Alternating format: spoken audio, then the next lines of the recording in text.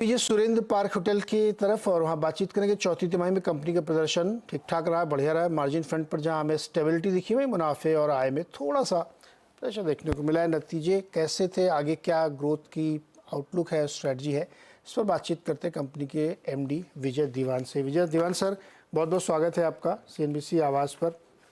Number धन्यवाद नीरज जी। पहले तो मैं आपका थैंक्स करूंगा कि आपने मुझे इस चैनल पे दोबारा से आमंत्रित किया है, तो आपका बहुत बहुत धन्यवाद। Thank you sir. हम तो हमेशा चाहते हैं कि आप हर क्वार्टर में रिजल्ट के बाद हमसे जुड़ें और बातचीत करें, जो कि सेक्टर आपका बहुत इंटरेस्टिंग है और लोगों की बड़ी दिलचस्पी है। अब थोड़ा नंबर मुझे पहले समझाइए कि चौथी तिमाही के नंबर थोड़ा सा मतलब ओके है, बहुत तोड़फोड़ तूफानी नहीं है, जबकि ये सेक्टर तोड़फोड़ तूफानी चल रहा है, ऐसा क्यों हुआ? नहीं, देखिए कि ये जो रिजल्ट्स हैं हमारे हिसाब से बहुत ही असाधारण रिजल्ट रहे हैं और वार्षिक परिणाम भी बहुत ही अच्छे रहे हैं। वार्षिक परिणामों को अगर आप देखें तो टॉप लाइन के ऊपर 13% की इंक्रीज हुई है और एबिडा 23% 16% से ऊपर गया है।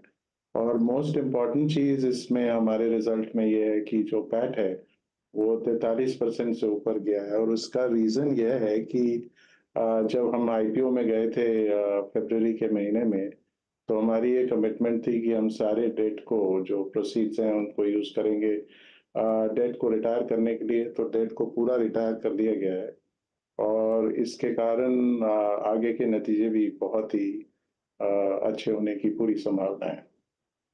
जी, तो एनुअलाइज नंबर हम देख रहे थे, तो वहाँ पे 23 के सामने काफ़ी बढ़ के आया। ऑक्यूपेंसी आपकी 90% के आसपास दिख रही है सर, 90.4 ये रेट बनता हुआ दिख रहा है। रूम रेंट लेकिन बहुत ज़्यादा नहीं बढ़े सर, स्टेबल हो गए नहीं, क्या?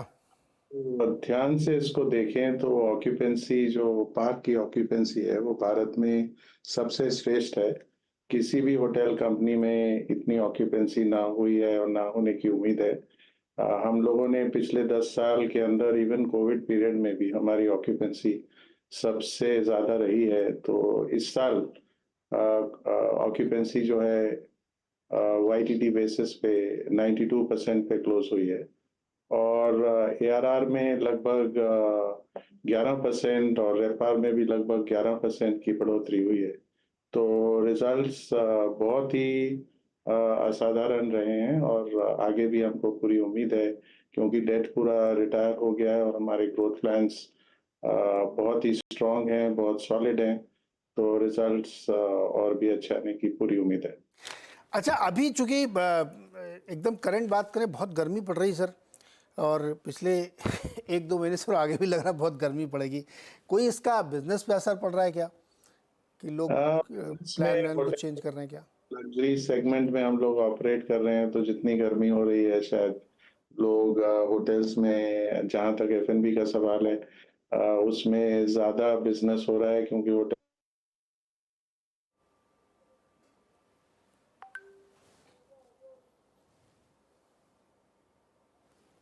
अच्छा, कुछ ऑडियो में शायद दिक्कत, मैं जोड़ता हूँ सर। दीवान सर, आपको थोड़ा ऑडियो में थोड़ी आपकी प्रॉब्लम आ रही है अभी इस समय। हमको जो है रिकनेक्ट करने की कोशिश करते हैं। एपीजे सुरेंद्र, हम लोग बातचीत करें नतीजों पर। हाँ, अभी आ गया सर, कंटिन्यू करें प्लीज़। तो बाकी तो रिजल्ट्स अगर आप ग्रोथ को देखें तो हमारी इस वक्त जो एफएनबी स्पेस है उसके अंदर हम एक फ्लोरीज ब्रांड को भी चला रहे हैं, जो कि बेकरी और कन्फेक्शनरी ब्रांड में कैलकाटा का नंबर वन ब्रांड है। इसमें हमारे इस वक्त 82 आउटलेट हैं और H1 के ख़त्म होते होते हमारे पास 100 आउटलेट्स होंगे। हमारे लगभग 11 आउटलेट इस वक्त मुंबई में खुल चुके हैं और लगभग 9 आउटलेट अभी और खुलने हैं मुंबई के अंदर इस साल के अंदर। और 2 फ्लोरीज के आउटलेट मुंबई T2 टर्मिनल में भी खुल गए हैं और सून फ्लोरीज जो है वो गेटवे ऑफ इंडिया पे भी आएगा और साथ ही साथ बीकेसी के अंदर भी प्रवेश करेगा। जहाँ तक होटल का सवाल है, इस साल के अंदर जो पिछला साल गया उसमें हमने 374 रूम ऐड किए हैं, 8 होटल के साथ। और अगले इस साल के अंदर हम लोग 238 रूम ऐड करेंगे। उसके अंदर 6 होटल हमारे खुलेंगे। इसके अंदर 52 रूम्स जो हैं वो पैलेस कैटेगरी में होंगे। एक पैलेस होटल हमारा पटियाला में खुल रहा है और एक चेटीनाड में खुल रहा है। ये दोनों होटल Q2 के अंदर Q2 में खुलेंगे और इसके कारण क्योंकि ये पैलेस रिजॉर्ट होटल्स हैं, ARR में और भी ज़्यादा तेज़ी आपको देखने में मिलेगी पार्क होटल के रिजल्ट्स में। मोस्ट इम्पॉर्टेंट ये है कि हमने जो एक तो कंपनी को डेट फ्री कर दिया है और डेवलपमेंट के प्लान्स जो हैं वो हमारे बहुत स्ट्रांग हैं। हम लोग इस साल के अंदर 3 नए प्रोजेक्ट शुरू करेंगे। पूना के अंदर हमारा 200 रूम का होटल के ऊपर कंस्ट्रक्शन शुरू हो जाएगा और ये सितंबर में शुरू होने की पूरी उम्मीद है। उसके बाद विशाखापट्टनम में हम लोग 100 रूम्स ऐड करेंगे। इसकी कंस्ट्रक्शन लगभग फरवरी मार्च में शुरू होगी। इससे बड़ा जो हमारा प्रोजेक्ट है उस कलकत्ता में दूसरा होटल आएगा EM बाईपास पे। वहाँ पे हम लोग 250 रूम बना रहे हैं और उसके अंदर 100 सर्विस अपार्टमेंट्स भी बनेंगे। ये अपार्टमेंट्स की जो सेल होगी 25-26 से अगले 3 साल में हमको लगभग 100 करोड़ की कैश अप्रूवल होगी और इससे जो है जो बैलेंस शीट है और भी ज़्यादा से ज़्यादा स्ट्रांग होती चली जाएगी।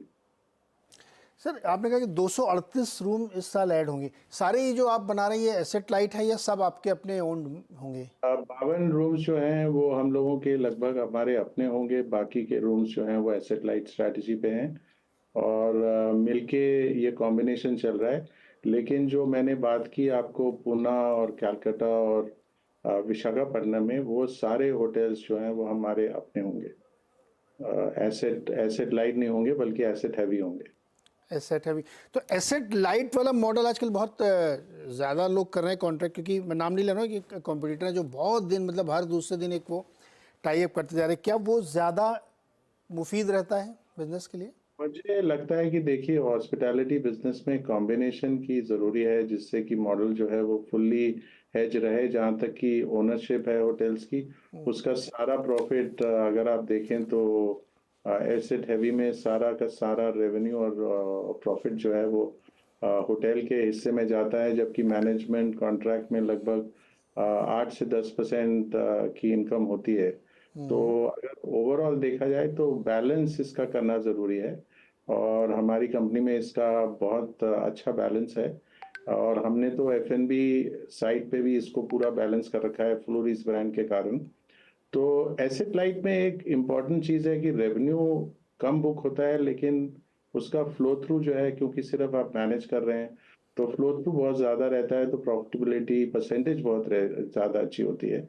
लेकिन ओवरऑल बिजनेस ग्रोथ के लिए अपने होटल्स का होना बहुत ही ज़्यादा ज़रूरी है और इसी डायरेक्शन में हमारी स्ट्रैटेजी है। थोड़ी सी विभिन्न है दूसरे लोगों से, लेकिन ये कामयाब स्ट्रैटेजी रही है पहले भी और हमें उम्मीद है कि आगे भी यही स्ट्रैटेजी जो है वो बहुत सक्सेसफुल रहेगी हमारे लिए और प्रॉफिटेबिलिटी और रेवेन्यू मॉडल जो है हम लोगों का बहुत स्ट्रांग है। सर ये जो आपका रेवेन्यू है इसमें थोड़ा सा मुझे इसका ब्रेकअप भी समझाइए, F&B और ARC कितना डिस्ट्रीब्यूट हो रहा है और किस में ज़्यादा आप ध्यान दे रहे हैं जहाँ पे ज़्यादा मार्जिन्स के साथ कमाई हो सके? देखिए F&B का मार्जिन जो है वो रूम्स का मार्जिन हॉस्पिटैलिटी में डेफिनेटली सबसे ज़्यादा रहता है। तो लगभग 52% हमारा हिस्सा जो है वो रूम से आता है और लगभग 42 से 43% जो कि इंडस्ट्री लीडिंग है वो F&B से आता है और बाकी के 7-8% जो रह जाते हैं वो अदर होटल फैसिलिटीज से आते हैं, जैसे कि स्पा हो गया या दूसरी फैसिलिटीज हो गई जैसे लॉन्ड्री है, टेलीफोन्स है, उनके रेवेन्यूज के साथ भी और एंट्रीज होती हैं जो नाइट क्लब्स बार्स में, उसके कारण 7 से 8% बिजनेस होता है।